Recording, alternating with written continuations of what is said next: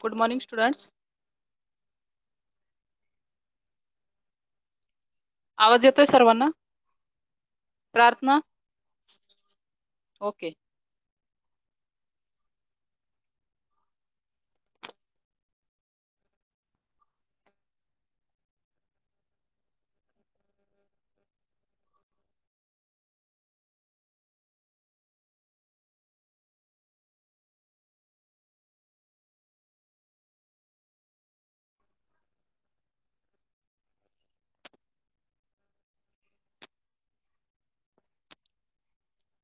तर पाठीमागच्या क्लासला आपण तिसरी कविता पाहिलेली होती, प्रभात. तर त्याच्यावरचे स्वाध्याय तुम्ही सर्वांनी सोडवलेले आहेत. तर हे स्वाध्याय सोडवलेले आहेत, चेक केलेले आहेत आणि सर्वांचा होमवर्क कंप्लीट आहे. तर आता आपण जाऊया चौथा पाठ. आपण सारे एक हा आज आपण घेणार आहोत. कविता जी तिसरी आहे त्याच्यामध्ये कुणाला काही डाऊट्स आहेत का?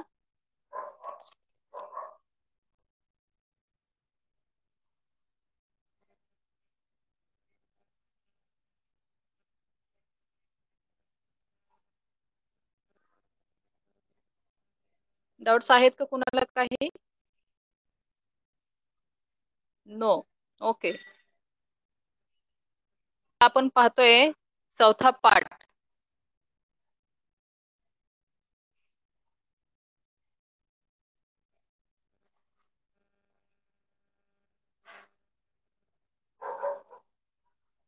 चौथा पाठ आपण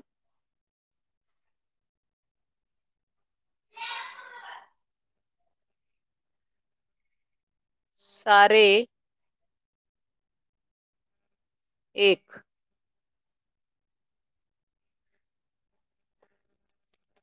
हा चौथा पाठ आहे. तर ही एक मजेशीर नाटिका आहे. तर पाठीमागे सुद्धा आपण व्हिडिओमध्ये ते पाहिलेलं आहे. चौथा आपण सारे एक. तर याच्यामध्ये सारे एक म्हणजे सर्वजण एकत्र आणि सर्वजण एकत्र मिळून कशा प्रकारे कोणतंही काम चांगलं होऊ शकतं हे या पाठामधून आपल्याला सांगितलेलं आहे. तर ही एक मजेशीर नाटिका आहे आणि या नाटिकेमध्ये आपल्या शरीराचे जे अवयव आहेत, जसं कान आहेत, नाक आहे, डोळे, जीभ, हात, पाय, तर या सर्व अवयवांचा संवाद या नाटिकेतून या ठिकाणी दाखवलेला आहे. की सर्वजण एकत्र ज्यावेळेस येतात तरच शरीराचं आरोग्य चांगलं राहतं. परंतु यांच्यामध्ये जेव्हा भांडण होतं आणि भांडण झाल्यानंतर काय होते की शरीराचं आरोग्य हे चांगल्या प्रकारे राहत नाही. तर या ठिकाणी सर्वांनी एकत्र राहण्याची एकात्मतेचा संदेश या ठिकाणी या पाठातून आपल्याला दिलेला आहे. तर आपण सारे एक लेखिका आहेत प्रभा बैकर. तर पेज नंबर 9 या ठिकाणी काढायचा आहे. पेज नंबर 9 पुस्तक सर्वांनी घ्यायचं आहे. पुढे नोटबुक सुद्धा घ्यायची आहे, नोटबुक आणि पेन.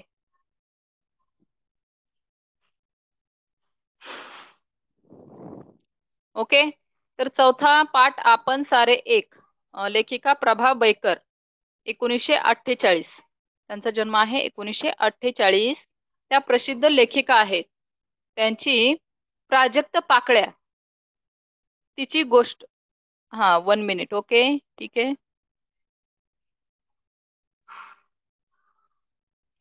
तर आपण सारे एक खाली तुम्ही चित्र पाहताय. मुलांची या ठिकाणी चित्र दिलेले आहेत, परंतु मुलांच्या चेहऱ्यावरती वेगवेगळ्या प्रकारचे मुखवटे दाखवलेले आहेत. पहा काय काय दिसतंय तुम्हाला त्या मुखवट्यांवरती. हा ओके आयुष. ओके. मुखवट्यांवरती काय काय दिसतंय मुलांच्या? कोणकोणते अवयव दिसतायत? इंद्रिय कोणकोणती दिसतायत? इंद्रिय म्हणजे शरीराचे अवयव. हा कान दिसतोय, नाक दिसतंय, हात आहे. ओके. आणखी पाय दिसतोय, डोळे दिसतायत आणि जीभ दिसते. ओके, छान. तर या ठिकाणी या मुलांच्या माध्यमातून म्हणजे मुलं या ठिकाणी दिलेले आहेत. मुखवटे हे लावले आहेत. ही आहेत शरीराची इंद्रिय, अवयव. ब्रेन, हा मेंदुराजे पण आहेत त्याच्यामध्ये. ओके, छान. तर याच्यामध्ये हे जे अवयव आहेत तर ते पहिल्यांदा भांडत बसतात आणि भांडल्यानंतर पूर्ण शरीराची काय स्थिती होते हे या पाठातून सांगितलेलं आहे. आणि हा, डोके. तर ज्यावेळी ते एकत्र येतात तर त्यावेळी एकत्र आल्यानंतर मग ते सर्व एकत्र आल्यानंतर मग शरीराचं कार्य हे व्यवस्थित चालतं. तर हे सर्व आपल्याला या पाठामधून सांगितलेलं आहे. तर लेखिका आहेत प्रभा बैकर, प्रसिद्ध लेखिका आहेत त्या. त्यांची जे लघुकथा संग्रह आहेत ते या ठिकाणी दाखवलेले आहेत. प्राजक्त पाकळ्या, तिची गोष्ट, हे लघुकथा संग्रह आहेत. मनोगत, दवबिंदू, झगमगणारे, हे ललित लेख संग्रह. बाई मी विसर भोळी, हा विनोदी लेख संग्रह आहे. आनंद मेळा, हा बालगीत संग्रह आहे. इत्यादी पुस्तके प्रसिद्ध आहेत. शरीररूपी राज्यातील सर्वच इंद्रिये परस्परांना अनुकूल व महत्वाची असतात. म्हणजे पहा, आपलं जे शरीर आहे, शरीरामध्ये हे वेगवेगळे अवयव आहेत, जसं कान, नाक, जीभ, डोळे. तर हे सर्व जे पाय, हात, तर हे जे अवयव आहेत तर ते जर एकत्र राहिले तरच ते एकमेकांना सहकार्य करून त्या ठिकाणी शरीराचं कार्य चालवू शकणार आहेत. म्हणजे सर्वांनी एकोप्याने राहून परस्परांची काळजी घेतली तर आरोग्य उत्तम राहते. जे हे सर्वजण एकत्र राहिले, त्यांनी आपापली काळजी घेतली, एकमेकांची काळजी घेतली तरच शरीराचं आरोग्य हे चांगलं राहणार आहे. उत्तम म्हणजे चांगले. हे या नाटिकेतून सहज सोप्या शब्दातून लेखिकेने पटवून दिलेले आहे. उत्तम म्हणजे काय?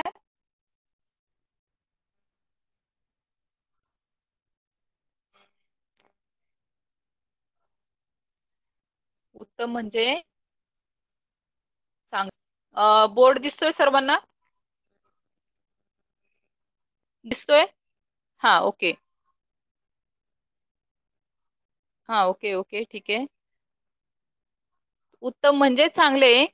तर या पूर्ण ही जी नाटिका आहे तर त्याच्यामध्ये सहज अगदी सोप्या शब्दातून लेखिकेनं आपल्याला पटवून दिलेलं आहे की पर्यायानं कुटुंब, परिसर, देश यांच्यासाठी सुद्धा प्रातिनिधिक स्वरूपातील हा पाठ एकात्मतेचा संदेश देतो. म्हणजे हे फक्त शरीराचं कार्य कसं चालतं आणि एकत्र राहिल्यानंतर काय होतं, सहकार्यानं राहिल्यानंतर काय होतं, ठिकाणी सांगितलेलं आहे. तर हेच सर्व कुणाच्या बाबतीत लागू पडणार आहे? कुटुंब याच्या बाबतीत सुद्धा हे लागू पडणार आहे. दुसरं काय सांगितलंय आणखी? परिसर आणि देश. तर या सर्वांसाठी हे लागू पडणार आहे. म्हणजे आपला देश जर एकत्र राहिला, देशातली लोक जर एकत्र राहिली तर देशाचं कार्य सुरळीत चालणार आहे. कुटुंबातले लोक जर भांडत बसले, एखादा जरी माणूस भांडत बसला तर कुटुंब हे पूर्णतः विस्कळीत होत असतं. परंतु हे सर्वजण सहकार्याने कार्य करीत असतील तर कुटुंबाची प्रगती होते. परिसरातील लोक म्हणजे आपल्या आजूबाजूला शेजारी पाजारी राहणारे लोक ज्यावेळी एकत्र राहतात त्यावेळी सर्व गोष्टी ह्या सुरळीत होत असतात. परंतु हेच लोक जर आपापसामध्ये भांडत राहिले तर कोणतीही गोष्ट व्यवस्थितरित्या होत नाही. तर या सर्वांसाठी सुद्धा एकात्मतेचा संदेश या अवयवांच्या, इंद्रियांच्या माध्यमातून दिलेला आहे. प्रस्तुत पाठ सप्तरंगी नाटिका या पुस्तकातून घेतलेला आहे. प्रस्तुत पाठ पुस्तक कोणतं? सप्तरंगी नाटिका. थोडस काना वेलांटीकडे लक्ष देत चला. सप्तरंगी नाटिका हे पुस्तक आहे आणि या पुस्तकातून हा पाठ घेतलेला आहे. आता इथं पहिल्यांदा शामराव आणि रामराव हे दोघे जण मित्र आहेत. तर ते दोघे पहिल्यांदा बोलतात आणि नंतर मग जे शरीराचे अवयव, इंद्रिय आहेत तर त्यांचा संवाद त्या ठिकाणी चालू होतो. मला सांगा, इंद्रिय म्हणजे काय? इंद्रिय.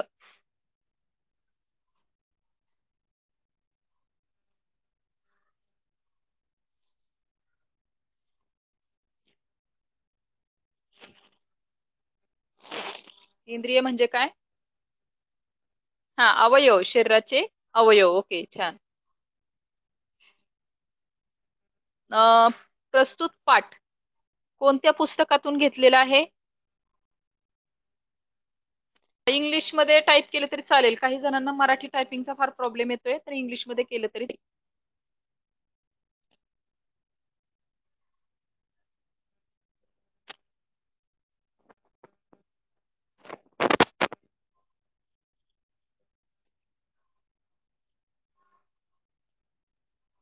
अ, कोणत्या पुस्तकातून घेतलेला आहे? सप्तरंगी नाटिका. ओके, सप्तरंगी नाटिका. हा, सप्तरंगी नाटिका. ओके, छान. ओके. आता इथं दोघे मित्र आहेत, दोघांची नावं काय सांगितली मी पहिल्यांदा?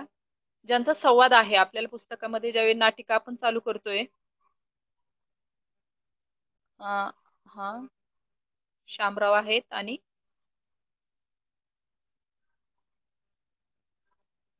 ओके ओके, शामराव आहेत आणि रामराव आहेत. तर या दोघांचा संवाद या ठिकाणी पहिल्यांदा आहे. ओके, ठीक आहे. आता या रामराव.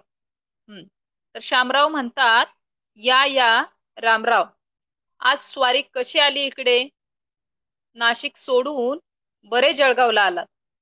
जे नाशिक सोडून म्हणजे हे कुठं राहत आहे? शामराव नाशिकला.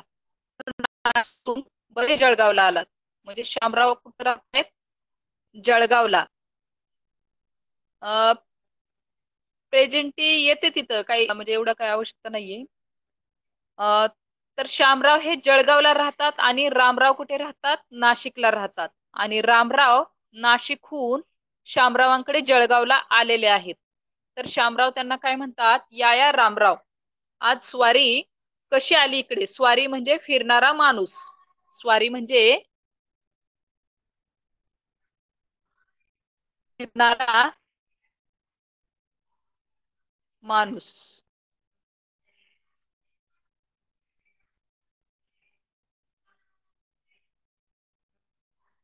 फिरणारा माणूस, लक्षात. स्वारी म्हणजे फिरणारा माणूस. तर इथं कोण आलेले आहेत? रामराव आलेले आहेत, जे फिरत फिरत कुणाकडे आलेले आहेत? शामरावांकडे. मग शामराव त्यांना म्हणतात की तुम्ही तुमचं नाशिक सोडून माझ्या इथे म्हणजे जळगावला आलेले आहात. तर काय कारण आहे की सहज आलेले आहात? तर आता रामराव याच्यावरती उत्तर देतात. काय उत्तर देतात? अरे अरे, एका दमात किती प्रश्न विचारता शामराव. सध्या फिरस्तीची ड्युटी आहे ना. फिरस्ती म्हणजे फिरणे. एका दमात म्हणजे एका श्वासात. एका दमात म्हणजे एका श्वासात.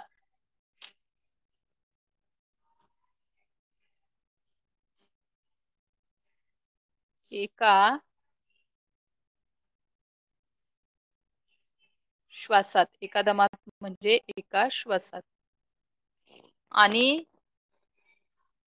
फिरस्ती म्हणजे फिरतीची नोकरी आहे, अशा प्रकारे त्यांना म्हणायचं आहे. फिरस्ती म्हणजे फिरणे.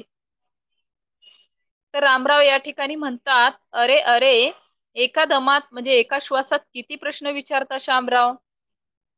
सध्या फिरस्तीची ड्युटी आहे ना, म्हणजे सध्या माझी फिरण्याची नोकरी आहे.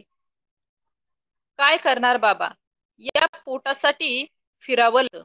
तर या शामरावांचं काय उत्तर आहे की कशासाठी फिरावं लागतंय? पोटासाठी.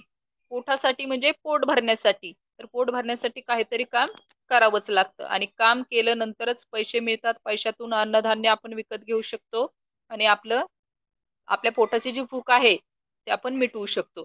म्हणजे पोटाची भूक मिटवण्यासाठी यांना फिरण्याची नोकरी करावी लागत आहे. तर अशा प्रकारे ते येण्याचं कारण सुद्धा सांगतात की पोटासाठी वनवन फिरावं लागतं. पोटासाठी वनवन हिंडणे म्हणजे अन्न मिळवण्यासाठी कष्ट करणे. पोटासाठी वनवन फिरणे म्हणजे अन्न मिळवण्यासाठी कष्ट करणे. अन्न मिळवण्यासाठी कष्ट करणे.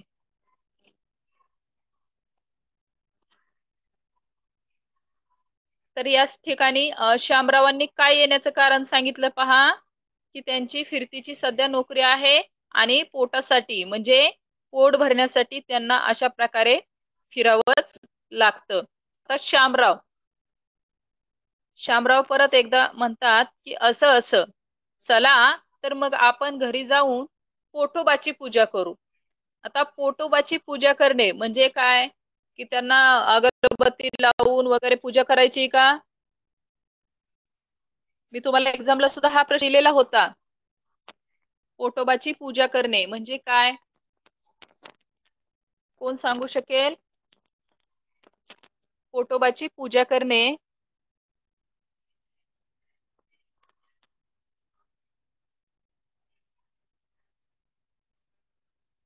ओके, शुभमचं उत्तर आलेलं आहे. ओके, बरोबर आहे. आयुषचं उत्तर आलेलं आहे, बरोबर आहे.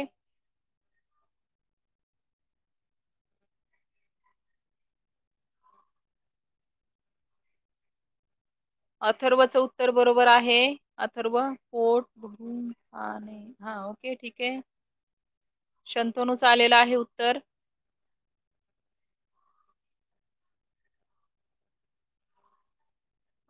जय जय भिसे. ओके, तर अशा प्रकारे, ठीक आहे. हा, शर्वरी आलेला आहे उत्तर. प्रार्थना बरोबर आहे. फक्त न नळाचा लिहायचं नाहीये.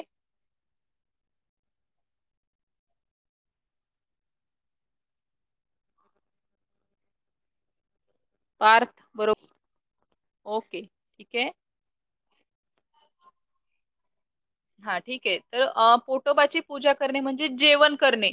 एक साधं सोपं आहे पहा, जेवण करणे किंवा खाणे. खाणे लिहिले तरी चालेल. आता पुढे, आता शामराव या ठिकाणी रामरावांना म्हणतात की आपण आता जेवण करायला जाऊयात.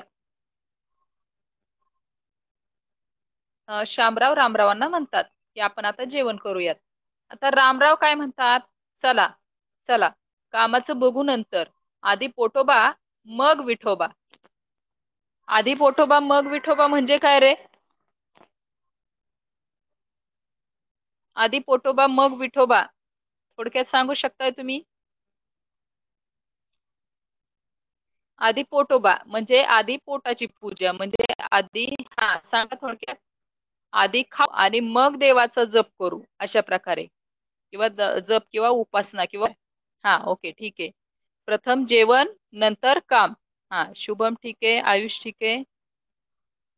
युगंधर, हा. राधाराणी, हा ओके ठीक आहे. नित्या बरोबर आहे.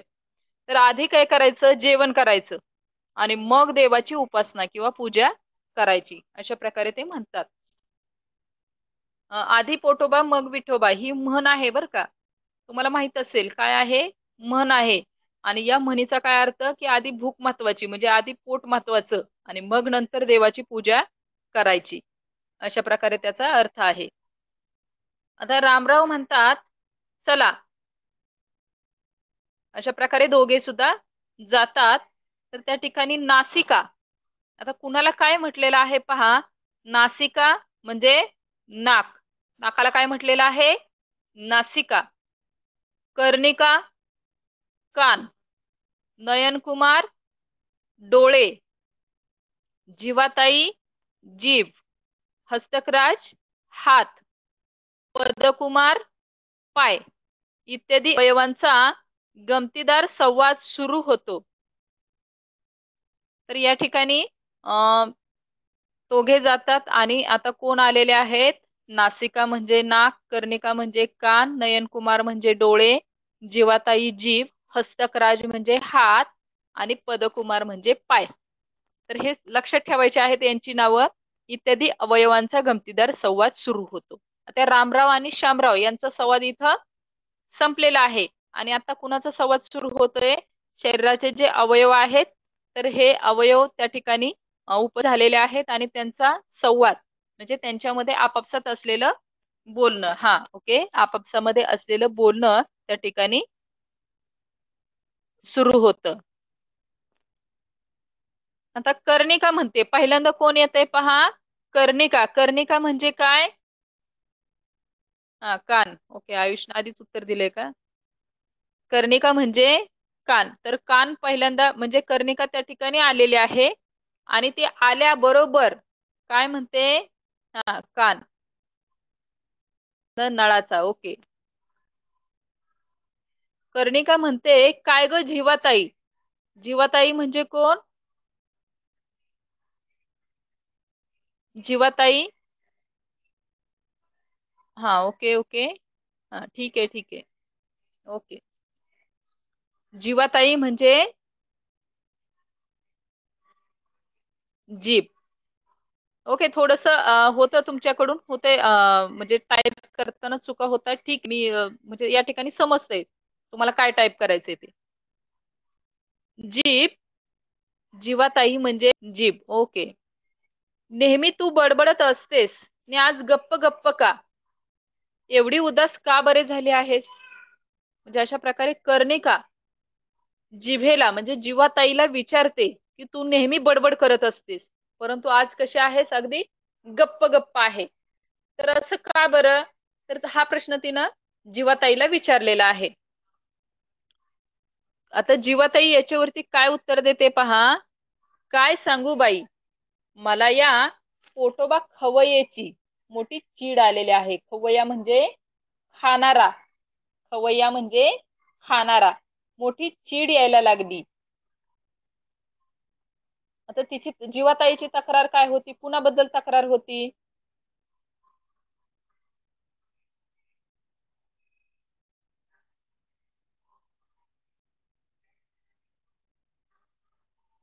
हा, जीवाताईची कुणाबद्दल तक्रार होती? हा, ओके ओके, ठीक आहे, बरोबर आहे. पोटोबाबद्दल तक्रार होती. पोटाबद्दल तक्रार होती. बरोबर आहे. आता कर्णिका तिला विचारते. आता कर्णिकेनंच आधी तिला प्रश्न विचारला होता, ती उदास का आहे, बोलत नाहीये किंवा दररोज खूप बोलते, अशा प्रकारे तिने प्रश्न विचारला होता. याच्यावरती जीवाताईनं उत्तर दिलेलं आहे की तिची तक्रार कुणाबद्दल? पोट. पोटाबद्दलच सर्वांची तक्रार आहे. बद्दल तक्रार काय आहे? तर कर्णिका विचारते, आणि ती ती का म्हणजे पोटात तक्रार तुला का आहे?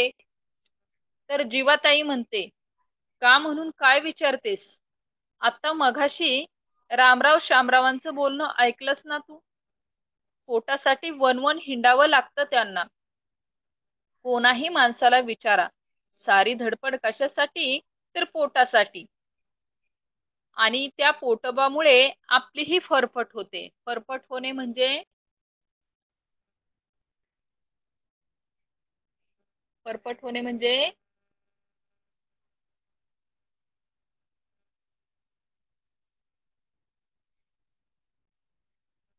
गैरसोय होणे. फरफट होणे म्हणजे हा, गैरसोय होणे. तर जीवाताईनं याच्यावरती काय उत्तर दिलं पहा, की का म्हणून काय विचारतेस? आपण मघाशी पहिल्यांदा जो संवाद पाहिला कुणामध्ये होता? पहिला संवाद जो पाहिला, कोण कोण होते ते मित्र दोघे?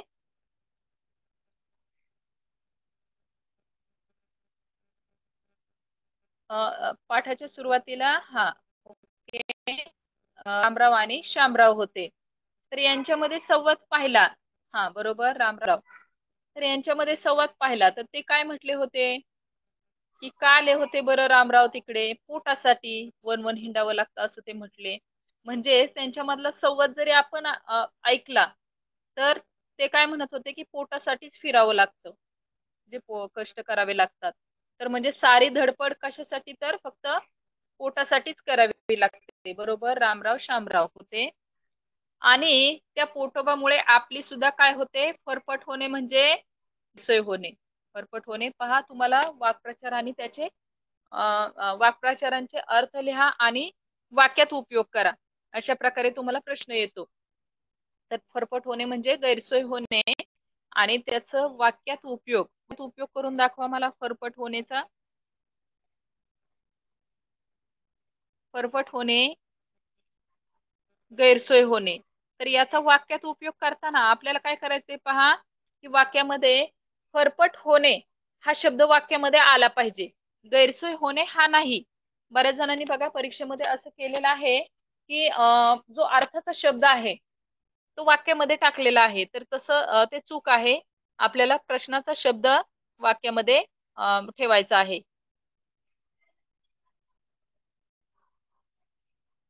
अ,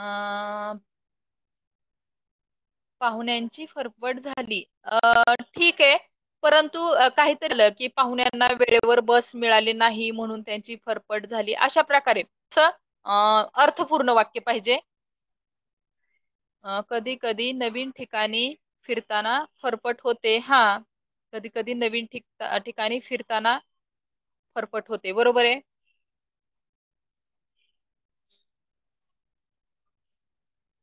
थोडस अर्थपूर्ण वाक्य, त्याची अभ्यासाची फरफट होते. अ, त्याला अभ्यासासाठी साहित्य मिळाले, काहीतरी मध्ये साहित्य मिळाले नाही म्हणून त्याची फरफट झाली. अशा प्रकारे तुम्ही लिहू शकता. पण असं माझी गावाला फरफट झाली. ओके. म्हणजे ते तुमचं वाक्य बरोबर आहे, पण थोडंसं आणखी अर्थपूर्ण करण्याचा प्रयत्न करा. म्हणजे ज्यावेळी आपण पहा 10वीचा बोर्डचा पेपर लिहित असतो, थोडंसं अर्थपूर्ण वाक्य पाहिजे. म्हणजे आतापासूनच सवय पाहिजे. म्हणजे तुम्ही फक्त काहीतरी एक दोन शब्द टाकून त्यात फरफट झाली असं नका करू. ते काहीतरी असं अर्थपूर्ण बनवा. हा, माझी गावाला फरफट झाली. ओके.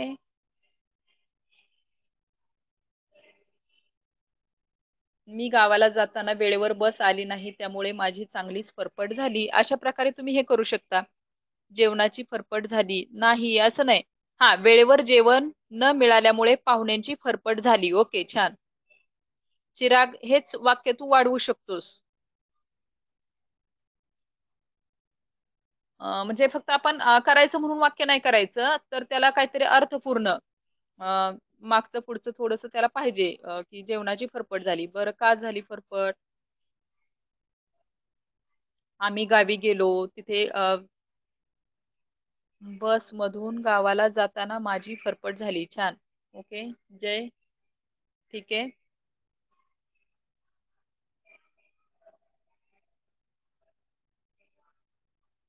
ओके. हा, तर असं अर्थपूर्ण थोडस लिहायचं. अं, पोटोबाची पूजा करणे. आता याचा सांगा वाक्यात उपयोग. पोटोबाची पूजा करणे.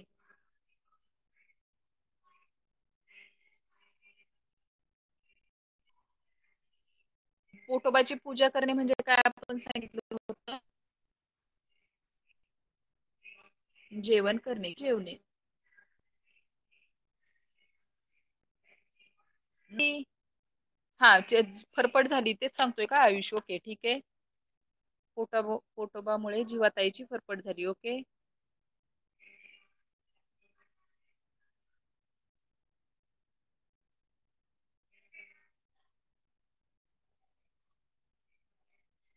हा, ते जेवणे, हा मीच सांगितलं ना तुम्हाला, त्याचा अर्थ मीच सांगितला, त्याचा वाक्यात उपयोग करायचा आहे. आता जसं आपण केलं की फरफट झाली, याचा जसा वाक्यात उपयोग केला, तर तशा प्रकारे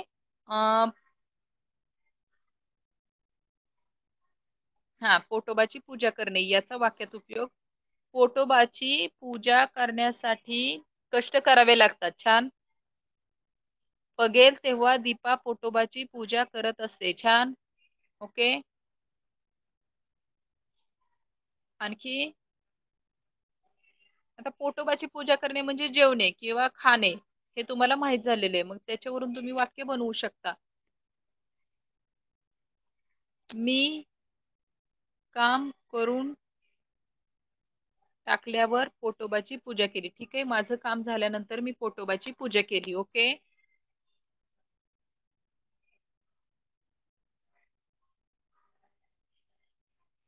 तर ठीक आहे, म्हणजे पोटोबाची पूजा करणे म्हणजे जेवणे. तर याचं तुम्ही अर्थपूर्ण वाक्य बनवू शकताय.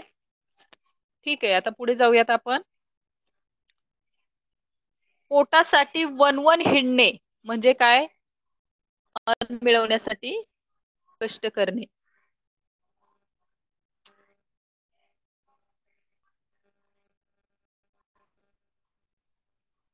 अन्न,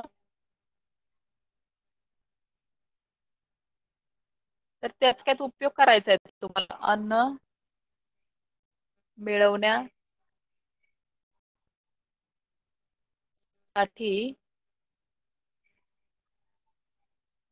कष्ट करणे. हा, ते हा झाला अर्थ, अन्न मिळवण्यासाठी कष्ट करणे. तर पोटासाठी वनवन हिंडणे, तर हे वाक्य तर तर हा वाक्प्रचार वाक्यामध्ये घालायचा आहे आपल्याला. पोटासाठी वनवन हिंडणे.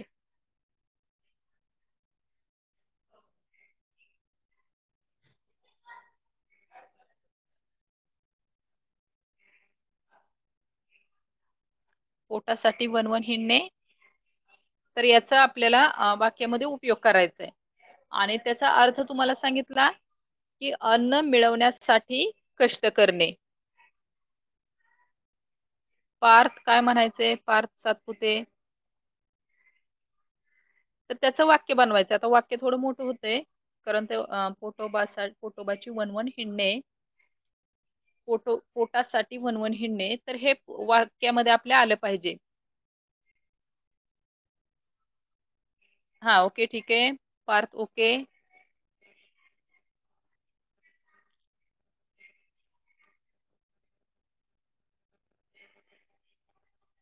गरीब लोक पोटासाठी वनवन फिरतात. ओके, ठीक आहे. गरीब लोकांना पोटासाठी वनवन फिरावे लागते. ठीक आहे. राम पोटासाठी नेहमी वनवन हिंडतो. ओके.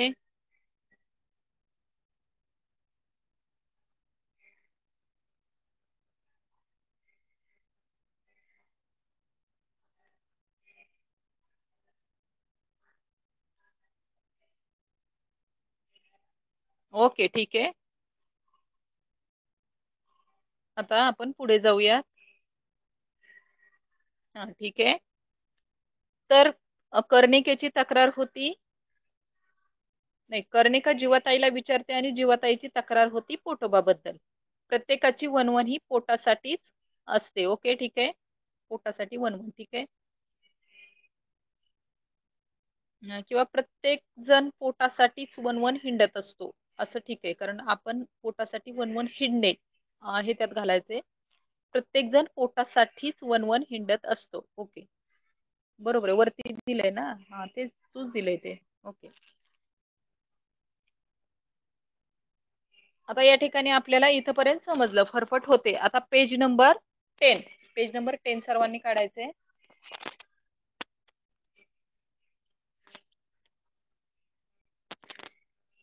हा, शिवाय मान सन्मान, मान सन्मान तो सगळा त्याला, म्हणजे जो काही सन्मान आदर मिळतोय तो कुणाला मिळतोय? पोटोबाला. आता ही तक्रार कुणाची आहे? जीवाताईची. सर्व मान सन्मान म्हणजे जो आदर सत्कार काय आहे तो सर्व पोटोबालाच मिळतो. परवा तर त्याचं भांडणच झालं, म्हणजे सगळा त्यालाच आदर मिळतो, मला कोणत्याही प्रकार आदर मिळत नाही, अशी जीवाताईची तक्रार आहे. तर ती काय म्हणते, परवा तर माझं आणि त्या पोटोबाचं भांडणच झालेलं आहे. तर कर्णिका म्हणते, कशावरून ग? अगं, दरवेळी आपला तो म्हणेल तेवढंच खायची सक्ती असते माझ्यावर. आता हे पहा, कोण कोणास म्हणाले, याच्यामध्ये हा प्रश्न येतो की दरवेळी आपला तो म्हणेल तेवढंच खायची सक्ती असते माझ्यावर. कोण कोणास म्हणाले? तर जीवाताई कर्णिकेला म्हणाली की पोट जेवढं म्हणेल तेवढंच मला खायची सक्ती असते. म्हणजे काय? जबरदस्ती. म्हणजे पोटाला जेवढं पाहिजे तेवढंच मी खाऊ शकते, म्हणजे माझ्या मनाने मी खाऊ शकत नाही. त्याची जबरदस्ती असते माझ्यावर. एखाद वेळी मला आवडलेला पदार्थ मी जर जास्त खाल्ला की झालं याचं गुरगुरणं सुरू, वैताग नुसता. आता जीवाताई काय म्हणते की एखाद्या वेळी एखादा पदार्थ मला खूप आवडतो आणि तो पदार्थ मी जर जास्त खाल्ला तरी पोट काय करतं, गुरगुरायला सुरुवात करतं. आणि त्यामुळं पोटाला जेवढं पाहिजे तेवढंच खायची जबरदस्ती माझ्यावर असते. म्हणून या जीवाताईला पोटाचा राग येत आहे आणि हीच तिची तक्रार आहे. आणि या गोष्टीवरूनच तिनं परवा पोटोबाशी भांडण केलं आहे असं ती सांगते. कर्णिका म्हणते, खरंच ग बाई, शिवाय हे पोटोबा महाशय नुसतंच बसून खातात, आपल्यासारखं काही काम करत नाहीत की काही नाही. ही आलीच बघ नासिका. काय ग नासिके, तुला काय वाटतं? तर अशा प्रकारे कर्णिका आणि जीवाताईचा या ठिकाणी संवाद चाललेला आहे. पार्थ सातपुतेला आवाज येत नाहीये, बाकीच्यांना आवाज येतोय?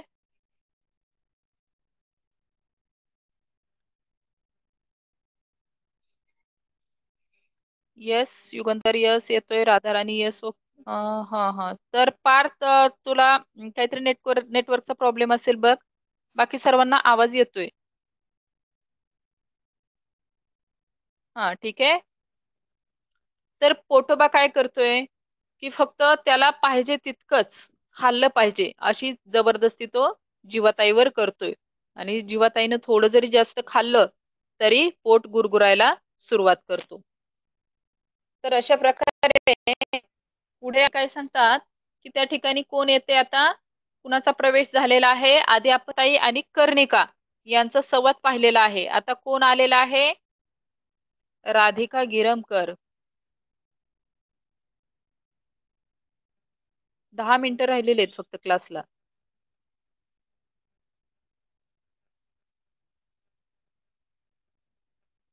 नासिका, तर नासिकेचा त्या ठिकाणी प्रवेश झालेला आहे.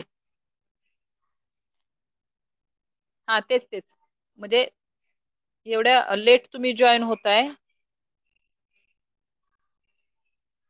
तर काय करणार मग 40 मिनिटं गेल्यानंतर.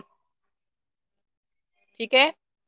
खरंच ग बाई, प्रकारे कर्णिका तक्रार करते. आणि आता कोण आलेला आहे? नासिका. आणि नासिकेला विचारते की तुला काय वाटतं? तर नासिका नासिका म्हणते कशाबद्दल?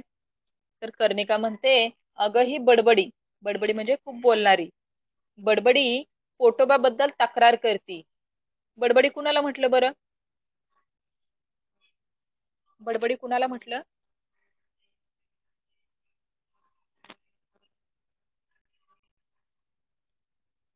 हा, बडबडी कुणाला म्हटलं? जीवाताईला, जिभेला. ओके. ठीक आहे ठीक आहे. तर अगं ही बडबडी पोटोबाबद्दल तक्रार करती. तिचं म्हणणं आहे की पोटोबा खवय्ये काहीच काम करत नाहीत. म्हणजे जिभेचं काय म्हणणं आहे की पोटोबा खवय्ये, खवय्ये म्हणजे नुसतं खाणारे. तर हे पोटोबा खवय्ये जे आहेत तर ते काहीही काम करत नाहीत अशी जीवाताईची तक्रार आहे. कर्णिका हे कुणाला सांगते? नासिकेला, म्हणजे नाक, नासिका म्हणजे नाक. तर नासिकेला याबद्दल सांगते.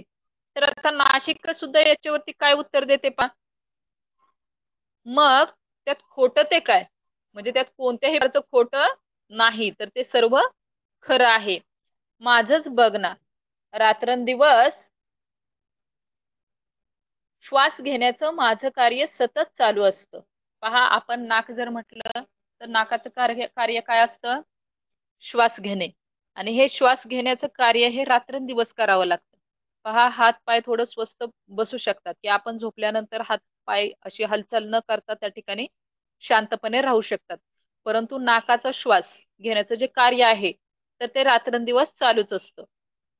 मग त्यात खोटं ते काय? माझंच बघ ना, रात्रंदिवस श्वास घेण्याचं माझं कार्य सतत चालूच असतं. वास घेण्याचं हे ज्यादा काम मी करते. पण हे पोटोबा मात्र, परंतु हे पोटोबा मात्र काहीच काम करत नाहीत असं त्या ठिकाणी नासिकेला म्हणायचंय की माझं तर काम रात्रंदिवस चालू असतं. वाहण्याचं ज्यादा काम म्हणजे कोणत्या पदार्थाचा वगैरे वास घ्यायचा असेल किंवा काही, तर हे ज्यादाचं काम सुद्धा मला जावं लागतं. पण पोटोबा मात्र कोणतंही काम करत नाही. आता ही तक्रार नासिकेने सुद्धा या ठिकाणी केलेली आहे. आधी जीवाताईनं केली होती, आता नासिका करते आणि कर्णिकेची सुद्धा तीच तक्रार आहे, म्हणजे कर्णिकेचं सुद्धा तेच म्हणणं आहे. आता नाशिकाचं झालेलं आहे महाशय म्हणजे महोदय. महोदय आपण बघा पत्रलेखनामध्ये लिहित असतो. तर हे पोटोबा महाशय कोणतंही कार्य करत नाहीत. पदकुमार, पदकुमार आता आलेले नाही. नासिका नंतर कोण आहेत? आता कुणाचा प्रवेश झालेला आहे? हस्तकराज. हस्तकराज म्हणजे काय?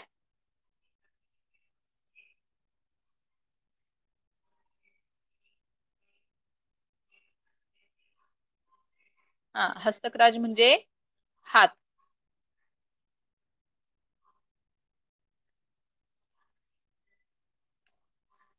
तर आजचा होमवर्क जो आहे, तर वाक्प्रचार, त्यांचे अर्थ व वाक्यात उपयोग करा. ते आहेत पोटोबाची पूजा करणे, पोटासाठी वनवन हिंडणे आणि फरफट होणे. या 3 वाक्प्रचारांचा अर्थ सांगून तुम्ही वाक्यात उपयोग करायचा आहे. ऐकायला आलंय सर्वांना? पोटोबाची पूजा करणे, पोटासाठी वनवन हिंडणे आणि फरफट होणे. हे जे 3 वाक्प्रचार आहेत त्यांचा अर्थ लिहायचा आहे. आणि नाही ग्रुपवर कशाला पाठवायला लावताय रे? इथं बोलल्यानंतर कशाला ग्रुपवरती? लक्षात आलं? 3 पोटोबाची पूजा करणे, पोटासाठी वन हिंडणे, तुमच्या पुस्तकामध्ये आहेत हे वाक्प्रचार. आणि फरफट होणे. आणि हा पण घ्या, फिरस्ती करणे म्हणजे फिरणे. फिरस्ती, फिरणे. फिरस्ती करणे, फिरणे असं लिहा. फिरस्तीने पोटोबाची पूजा करणे, पोटासाठी वनवन हिंडणे आणि फरफट होणे. बघा पुस्तकामध्ये पेज नंबर 11 याच्यावरती आहे. अगदी पाठोपाठ आहेत, एका पाठोपाठ आहेत. तर ते तुम्ही लिहायचंय, त्याचा अर्थ लिहायचा आहे आणि वाक्यात उपयोग करताना व्यवस्थित वाक्य लिहायचंय, म्हणजे थोडंसं अर्थपूर्ण असेल असं लिहायचंय. आता जसं तुम्हाला सांगितलं, तुम्ही पण छान उत्तरं दिलीत, तशा प्रकारे ते लिहायचं आहे. आणि सर्वांनी आजचा होमवर्क आजच करायचा आहे. कधीही देऊ नका, कारण ते चेक करताना कालच माझा प्रॉब्लेम झाला होता की एकानं दुसऱ्या दिवशी, तर मी काय केलं, जो दुसऱ्या दिवशी आलाय त्याच फक्त येस लिहिलं, आणि जे आधी बरोबर उलट टायमिंगला आले होते ते माझ्या लक्षात आले नाहीत. तर असं थोडंसं होतं. प्रद्युम्न, होमवर्क आहे, शब्दार्थ मध्ये दिलेले आहेत बघ. वाक्प्रचार: फिरस्ती, पोटोबाची पूजा करणे, पोटासाठी वनवन हिंडणे आणि फरफट होणे. तर हे जे वाक्प्रचार आहेत 4, त्यांचा अर्थ लिहायचा आहे आणि वाक्यात उपयोग सुद्धा करायचा आहे. आलंय का ऐकायला प्रद्युम्न? Yes or no? सर्वांना ऐकायला आलेले आहे? येस, ओके, ठीक आहे. होमवर्क काही जास्त नाहीये, त्यामुळे आजच्या आज करायचा. उद्यापर्यंत आपल्या क्लासच्या टायमिंग पर्यंत सेंड पाहिजे होमवर्क. ओके. आणि याच्यातले कठीण शब्द आहेत ते सुद्धा थोडंसं लक्षात ठेवा. उद्या मी रिव्हिजनच्या वेळी थोडंसं घेईल 2 मिनिटात. ओके, ठीक आहे. थँक्यू. Okay, bye bye.